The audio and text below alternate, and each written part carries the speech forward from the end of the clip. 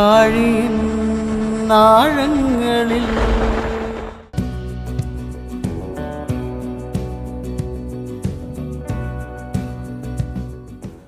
തീരത്തു നിന്നും കടലിലേക്ക് പോകുന്ന മത്സ്യയാനങ്ങൾ. ഇത് ജീവിതങ്ങളാണ്. ജീവിതങ്ങൾ തൊട്ടറിഞ്ഞ മത്സ്യത്തൊഴിലാളികളുടെ ആത്മീയ അനുഭവങ്ങളിലേക്കുള്ള യാത്ര. ആഴിൻ ആഴങ്ങളിൽ. ഇത് ഫ്രാൻസിസ് സേവിയർ കൊല്ലം ജില്ലയിലെ നീണ്ടകര സ്വദേശിയാണ്.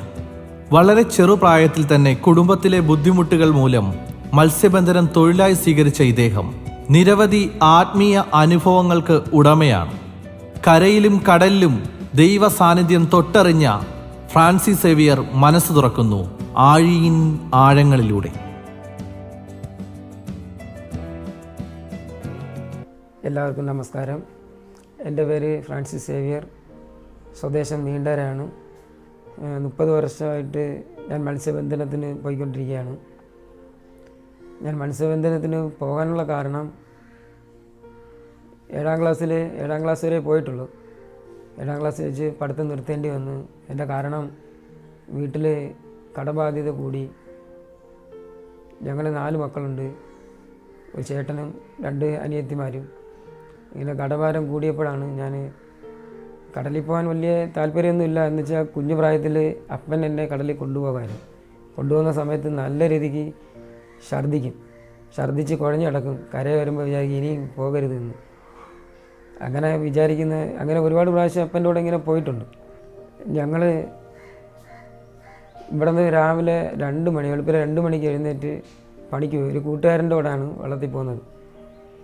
സെല്ലാസൻ എന്നാണ് പേര്. ആ കൂട്ടുകാരനാണ് എന്നെ വിളിച്ചുകൊണ്ട് പോയത്. അങ്ങനെ ഞങ്ങൾ പണിക്ക് പോയി.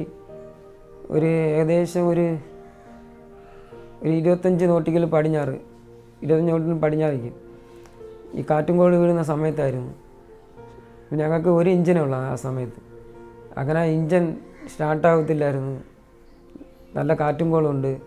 ആ സമയത്ത് നല്ല തെക്ക് പടിഞ്ഞാറോട്ടുള്ള ഒഴുക്കാണ്. കരയ്ക്കോട്ട് വരാൻ ഒരു മാർഗ്ഗവുമില്ല. കൂടെ കിടന്ന വള്ളക്കാരെല്ലാം കാറ്റ് കാരണം ഓടിപ്പോയി.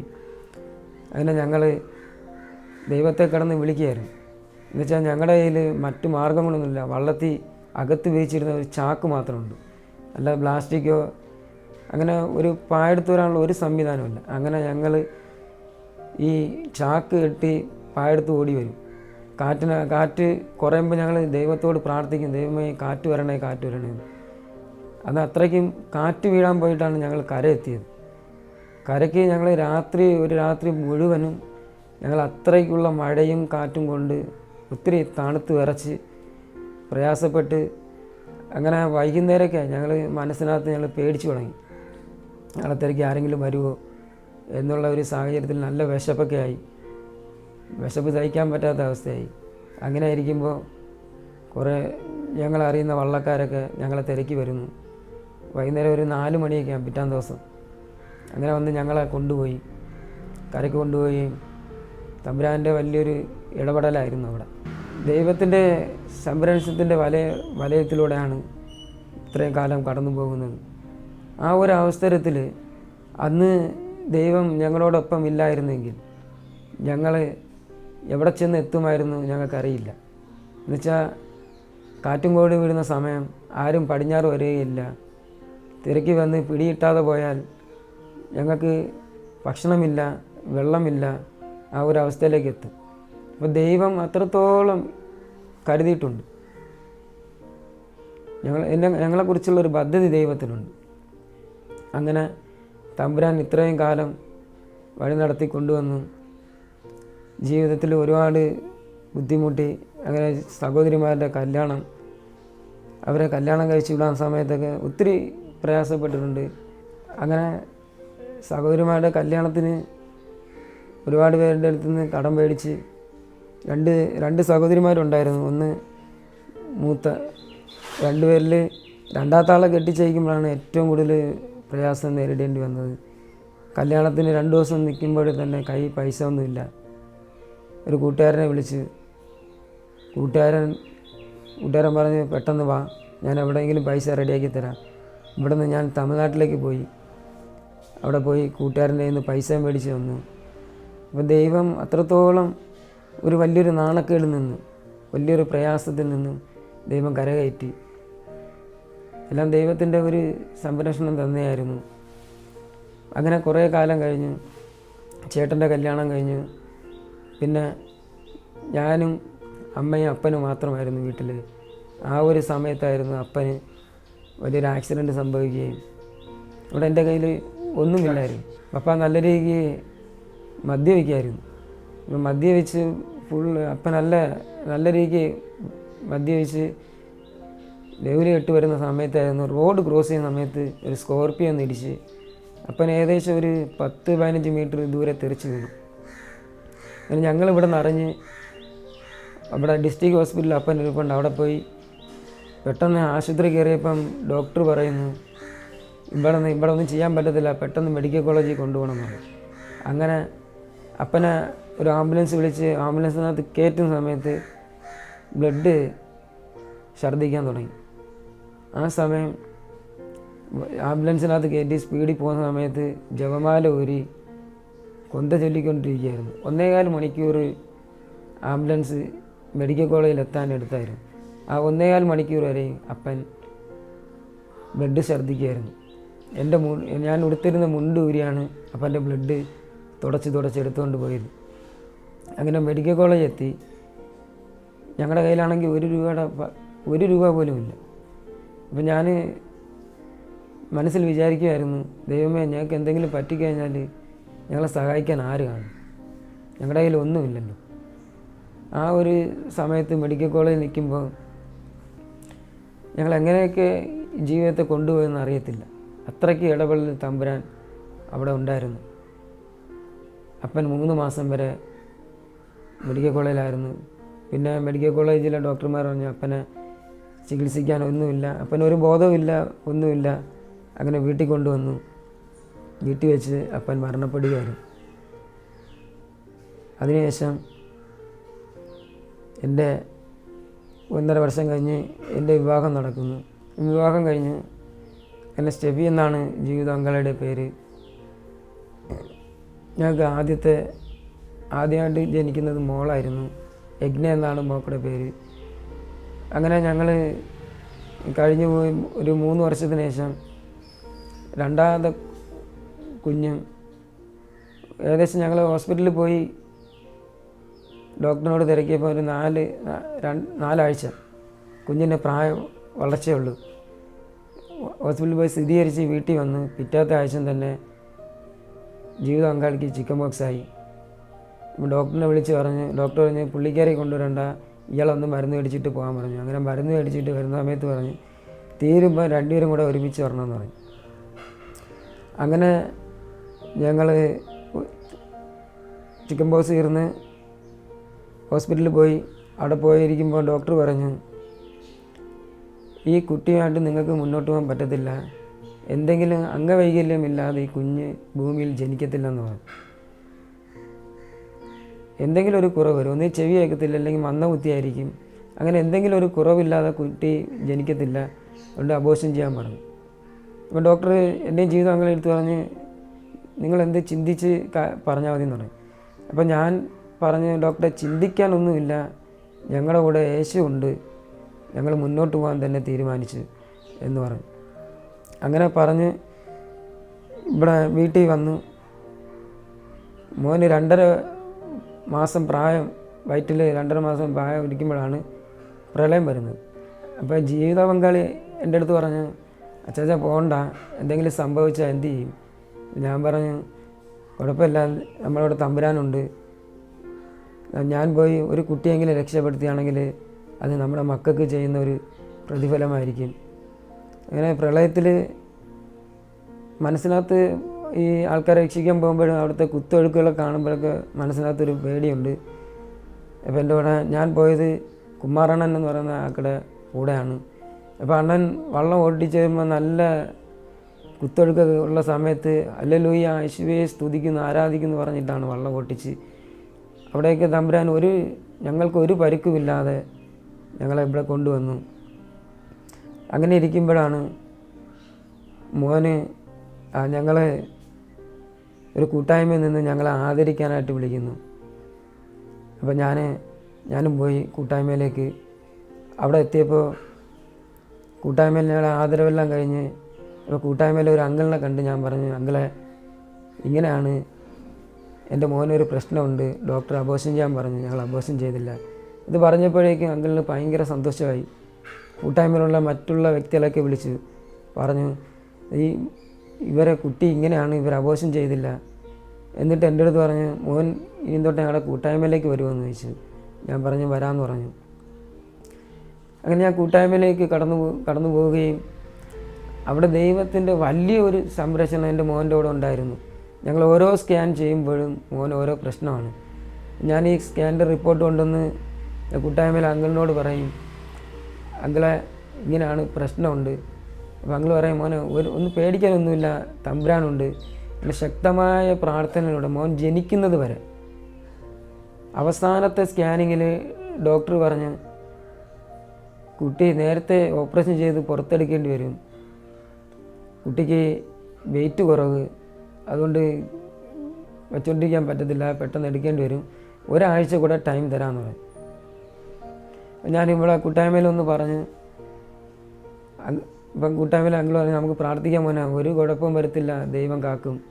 അങ്ങനെ ശക്തമായി പ്രാർത്ഥിച്ച് പിറ്റാത്ത ആഴ്ചയായി ഞങ്ങൾ അവിടെ പോയി അടുത്ത സ്കാൻ ചെയ്ത് നോക്കിയപ്പോൾ ഡോക്ടർ സ്കാൻ റിപ്പോർട്ട് നോക്കിയിട്ട് പറഞ്ഞ്, എന്തൊരു അത്ഭുതമാണ്, കുട്ടിക്ക് വെയിറ്റും കൗണ്ടും എല്ലാം കറക്റ്റാണ്, അതുകൊണ്ട് എന്നാണ് ഡേറ്റ് തന്നത് അന്നേരം വന്നാൽ മതി.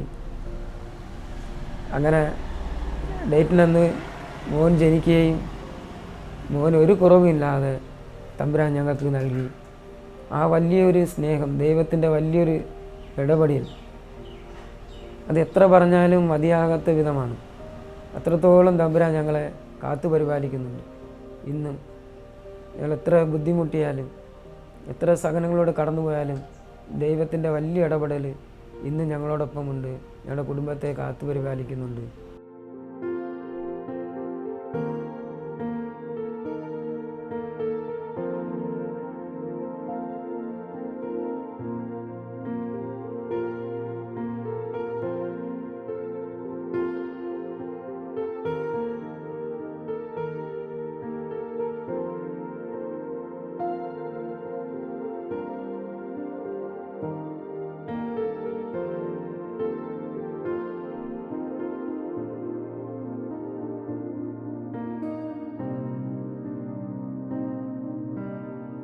അങ്ങനെ മോൻ്റെ പ്രസവ സമയത്ത് ഞാനും കൂടെ ഉണ്ടായിരുന്നു.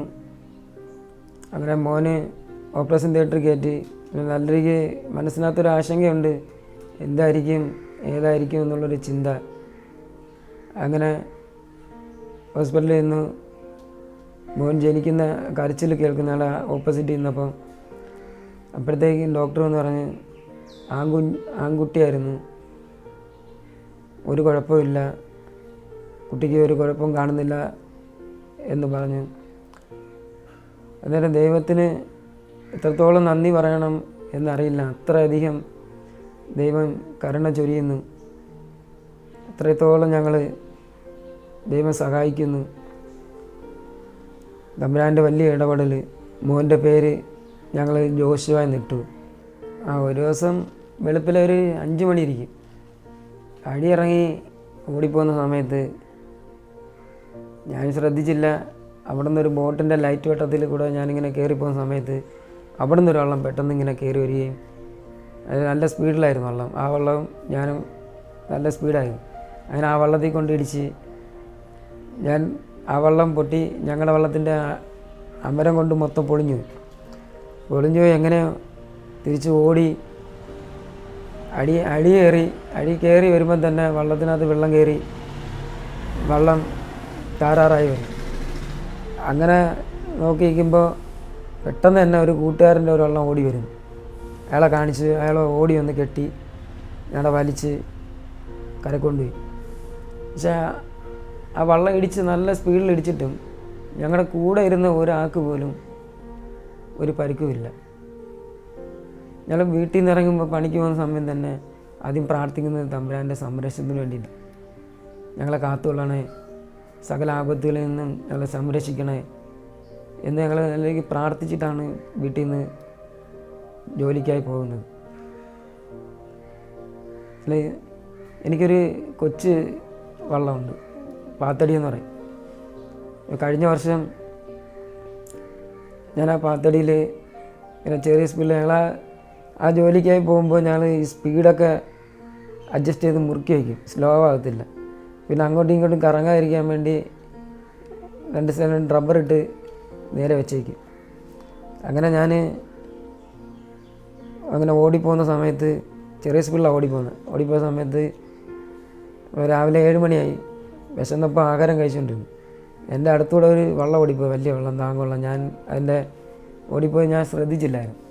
ഞാൻ ആഹാരം കഴിച്ചുകൊണ്ടിരിക്കുമ്പോൾ ആ വള്ളത്തിൻ്റെ മാരി വന്ന് തട്ടി എൻ്റെ വള്ളം ചെറിയ വെള്ളമായതുകൊണ്ട് റോളിംഗ് ആയി. ഞാൻ തെന്നി വെള്ളത്തിൽ വീഴുകയും എൻ്റെ കയ്യിൽ നിന്ന് ഓട്ടോമാറ്റിക്കായിട്ട് ഇഞ്ചിൻ്റെ ടോട്ടൽ അങ്ങ് മുറി. സ്പീഡ് കൂടി ഞാൻ തെറിച്ച് വെള്ളത്തിൽ വീഴുമ്പോൾ തന്നെ ആ വള്ളം വന്ന് എൻ്റെ ദേഹത്ത് ഇടിച്ച്, എൻ്റെ ശരീരത്തിൽ ഇടിച്ച്, നല്ല ശക്തമായിട്ട് ഇടിച്ച് എന്നെ തള്ളിവിട്ട്. അത് തമ്പുരാൻ്റെ ഒരു വലിയ കരുണയാണ്. ഞാൻ താഴെ കൂടെ പോയെങ്കിൽ ഇഞ്ചിൻ്റെ വെപ്ലയർ അടി കൊള്ളുമായിരുന്നു. വെപ്ലയർ തെറ്റിയെങ്കിൽ എനിക്ക് പിന്നെ ഞാൻ പോക്ക് തന്നെയായിരുന്നു. പിന്നെ നീന്താൻ പറ്റത്തില്ല, എന്തെങ്കിലും ഭാഗം നല്ലേക്ക് മുറിഞ്ഞു, അത്രയ്ക്ക് സ്പീഡിലായിരുന്നു ഇഞ്ചൻ. എന്നിട്ട് ഞാൻ വെള്ളത്തിൽ വീണ സമയത്ത് ഈ വള്ളം നേരെ ഓടിപ്പോണ്ടതായിരുന്നു. ആ വള്ളം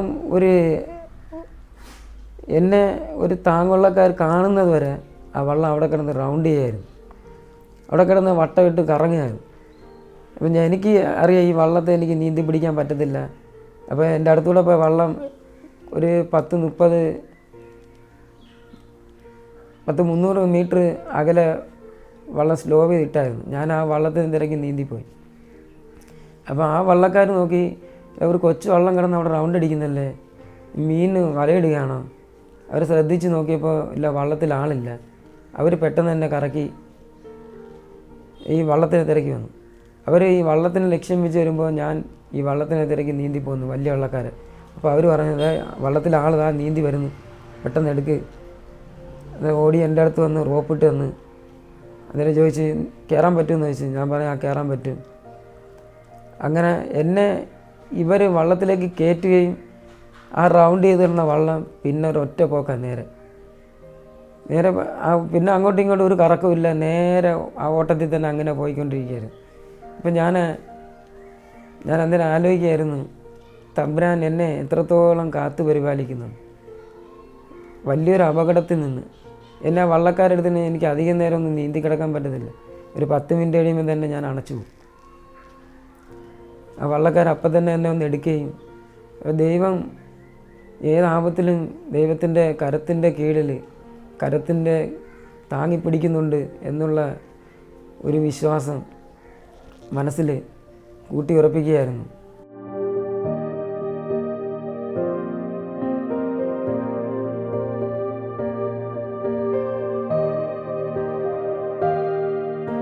നമ്മൾ എത്രത്തോളം പ്രാർത്ഥിക്കുന്നു ആ പ്രാർത്ഥനയ്ക്ക് അത്രയും ഫലമുണ്ട്. ദൈവം എനിക്ക് സമയം കിട്ടുന്നത് ചിലപ്പോൾ 3 മണിക്ക് എഴുന്നേറ്റ് നിന്ന് പ്രാർത്ഥിക്കും, ചിലപ്പോൾ സന്ധ്യയ്ക്ക് വന്ന് പ്രാർത്ഥിക്കും. അങ്ങനെ എപ്പോൾ സമയം കിട്ടുമോ അപ്പം വന്ന് പ്രാർത്ഥിക്കാറുണ്ട്. ഒരു 5 മിനിറ്റ് അത് നമ്മുടെ ദൈവമായിട്ടുള്ള ഒരു സമീപനമാണ്. ചുമ്മാ എന്തെങ്കിലും പ്രാർത്ഥിച്ചു പോവുക എന്നല്ല, നല്ല രീതിക്ക് പ്രാർത്ഥിക്കുക. ദൈവം നമ്മോടൊപ്പമുണ്ട്. നല്ല രീതിക്ക് പ്രാർത്ഥിക്കുന്നവനെ ദൈവം കൈവിടുകയില്ല. ഞാൻ വള്ളം ഓടിപ്പോകുമ്പോൾ എൻ്റെ കൂടെ ഉള്ളവരൊക്കെ ഉറങ്ങിക്കഴിയും. രാത്രി 1 മണി 12 മണിക്ക് എഴുന്നേറ്റ് പോകുമ്പോൾ അവരൊക്കെ ഉറങ്ങിക്കഴിയുമ്പോൾ ശക്തമായി പ്രാർത്ഥിക്കും. ദൈവത്തെ സ്തുതിച്ച് ആരാധിച്ചിട്ടാണ് എല്ലാ ദിവസവും ഓടിപ്പോകുന്നത്. നല്ല രീതിക്ക് ആരാധിക്കും ദൈവത്തെ. മനസ്സിൽ കൈപൊക്കി വള്ളം ഓടിക്കൊണ്ടിരിക്കുമ്പോൾ തന്നെ കൈ ഉയർത്തി ഞാൻ ആരാധിക്കും. ദൈവത്തെ ശക്തമായിട്ട് ആരാധിക്കും, നല്ല രീതിക്ക് പ്രാർത്ഥിക്കും. അങ്ങനെ ആ പ്രാർത്ഥനയുടെ ഫലമാണ് ഇന്ന് ദൈവം താങ്ങി നടത്തുന്നത്. ഒത്തിരി പ്രയാസങ്ങളിലൂടെ കടന്നു പോയാലും അവിടുന്ന് ആവശ്യങ്ങൾ തക്ക സമയത്ത് ദൈവം നടത്തി തരുന്നുണ്ട്. അത്രത്തോളം ഇപ്പോഴും ബുദ്ധിമുട്ടിലൂടെ കടന്നു പോയാലും എൻ്റെ ആവശ്യങ്ങൾ ഞാൻ തമ്പുരാനോട് പറയും, ദൈവമേ എനിക്കിത് പിടിച്ചു വയ്ക്കാൻ പറ്റുന്നില്ല, എനിക്ക് നടത്തി തരണേ. അതൊക്കെ ദൈവം തക്ക സമയത്ത് എല്ലാം നടത്തി തരുന്നുണ്ട്. അതായത് പ്രാർത്ഥിച്ചാൽ ഉത്തരം കിട്ടും എന്നുള്ളൊരു ദൈവമാണ് നമ്മുടെ. ഏത് പ്രശ്നമായാലും പ്രാർത്ഥിക്കുക. പ്രാർത്ഥന വലിയ ആയുധമാണ്. നമ്മളെ താങ്ങി നിർത്താൻ പറ്റുന്ന വലിയൊരു ശക്തിയാണ് പ്രാർത്ഥന. എത്ര വീണാലും പ്രാർത്ഥിക്കുന്നതിനെ പിടിച്ചെഴുന്നേൽപ്പിക്കാൻ തമ്പുരാനുണ്ട്.